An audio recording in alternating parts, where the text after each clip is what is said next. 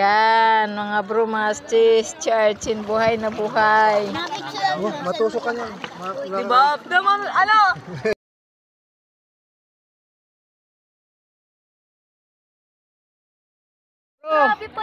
Charchin, oh yan, nakita ng pamangkin ko. Pakita mo sa kanya. Kinuha ni Ronaldinho. Yan, ay, nagalaw pa talaga, oh. Diba, told you. Yan yung nakatusok sa pamangkin ko na nilagnat. Ibinuhusan ni Ronaldinho ng suka, yun, tanggal. Yung sa laiya naman, dito naman to sa lubo.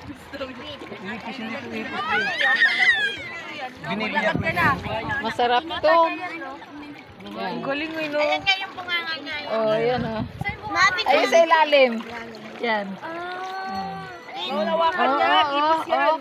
Yan. Ipis? Ipis? Ay, ang ganda pala din ng ano sa ilalim, oh. ganda nang sa ilalim. Buti lang kita. Oh. Pag sobrang itim talaga. Wag mo hawakan di. Nagalaw pala yun. Oh. Masarap yung kainin. Grabe yung spike niya, no? Oh. Ilagay mo doon sa taas. Oh, lagay natin doon muna sa taas, de.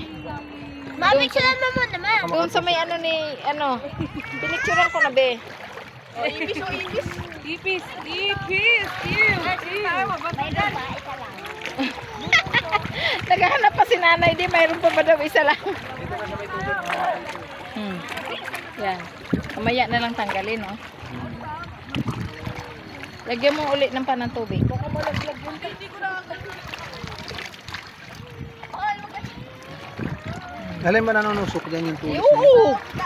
Nakakatakot. Pero ang iba ang galing manghuli. Dinadakma lang yan. Dito tayo. May, yung iba ang galing manghuli yan. Kinakain to, di ba naalala mo yung sa Kalatagan tayo? Buhay talaga.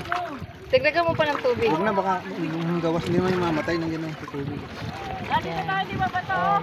Ang ganda, no? Poisonous lang to, no? Oo. Sa laiya to, ako yung na ganyan, eh. Isang oras lang isa. Oo, nakakatusok yan. Saan po meron? Nakita lang namin dito. Ginanong ko kami na. Buhay ba? Buhay, oo. Mga galing. Kaso kung ano May yun, nahuli kayong isda? baka matusok Oo, ka. may maliit na isda. Nakakalagnat yan. Huwag mong hawakan to, ya, kasi... Sige po. Oo. Madami.